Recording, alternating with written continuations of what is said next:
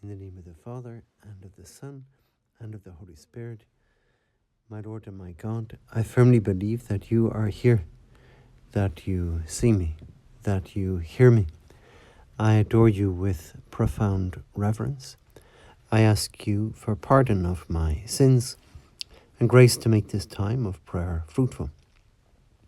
Mother Immaculate, Saint Joseph, my Father and Lord, my guardian angel, intercede for me. Well, you have probably heard it said that if you don't want to suffer, don't love. Very simple thing, and it's maybe a bit cynical, but it is very true. One way to avoid suffering in this life is never to love anybody. But really, is it worth it? Today's feast is the Feast of the Sacred Heart of Jesus. It's a beautiful feast, and really it's all about the connection between suffering and love. The feast goes back to the Middle Ages, but more explicitly really back to the 17th century, and two saints in particular, Saint Margaret Mary Alacoque and Saint John Eudes, who I think were both French, and who both had visions of Jesus, Jesus appearing to them both essentially to encourage devotion to his Sacred Heart. And so eventually it was made a feast for the Universal Church, and it is what we are celebrating today, so soon after Corpus Christi. And of course it's quite connected with that too.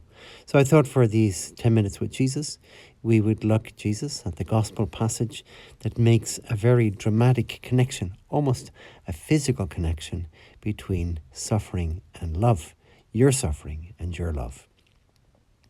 And the scene in the Gospel for today's Mass shows you on the cross, no longer alive but dead, hanging on the cross with the other two condemned prisoners who are also dead. The Roman soldiers come along to ensure that the condemned prisoners are all dead. They do that by breaking the legs normally. They do that with the two prisoners on either side of Jesus, the good thief and the other not so good thief. And then they come to you, Lord, but they don't break your legs because you are clearly already dead. And instead, they pierce your side with a lance. So what it says in the Gospel is, consequently, the soldiers came and broke the legs of the first man who had been crucified with him, and then of the other. When they came to Jesus, they found he was already dead, and so instead of breaking his legs, one of the soldiers pierced his side with a lance. It's really quite quite a gruesome moment. Jesus' dead body is hanging on the cross with those 4 wounds on the hands and feet, and now a 5th wound is inflicted on his body, much bigger than the other wounds. And this is the gaping wound of the piercing of the lance or the spear through the side of Jesus. And we can imagine all the way into his heart. And in fact, it does seem to go all the way into his heart, according to the medics. Saint Bonaventure says something in one of his writings. He's a 13th century saint, and he says something very interesting, which I think is very useful for us to reflect Jesus on today's feast day. He says this: the wound of the body also reveals the spiritual wound. Let us look through the visible wound to the invisible wound of love. And I can imagine us looking, as it were, looking through the wound in the side of Jesus and seeing all the way into his heart. The physical wound in his side is a picture of the spiritual wound in the heart of Jesus. We can see then this really dramatic connection between Jesus, your suffering, the wound in your side, and your love, your heart. Pope Benedict says something which also throws a lot of light onto today's feast, where he says this: God is a sufferer because he is a lover. It's so true what we said at the beginning. If you don't want to suffer, don't love. Don't have children if you don't want to have the suffering of a parent. Don't get involved in looking after an elderly mum or dad if you don't want the suffering of seeing their physical decline and death. Don't commit yourself to loving a spouse if you don't want the suffering of sacrificing yourself for someone, and so on and so on. And God too, God, we can imagine, could have spared himself so much suffering by doing one simple thing, or rather not doing one thing, and that if God had chosen, said, I'm not going to bother creating a world and all that trouble, the trouble of angels and fallen angels, and the trouble of human beings and their fickleness and those who reject me, and I spare myself all that, and I don't have any suffering. He could have done that, but of course God didn't do that. Not only did he not do that, but then he went through the whole suffering, not just of creating us, but becoming a man to redeem us, and even going further and giving himself in the Eucharist, as we celebrated last week, to help us to get to heaven. So much suffering, because there's so much love. It's impossible for God to make the choice of less love. He always loves in the greatest possible way, and so suffers in the greatest possible way. Now, there's also something else about this wound.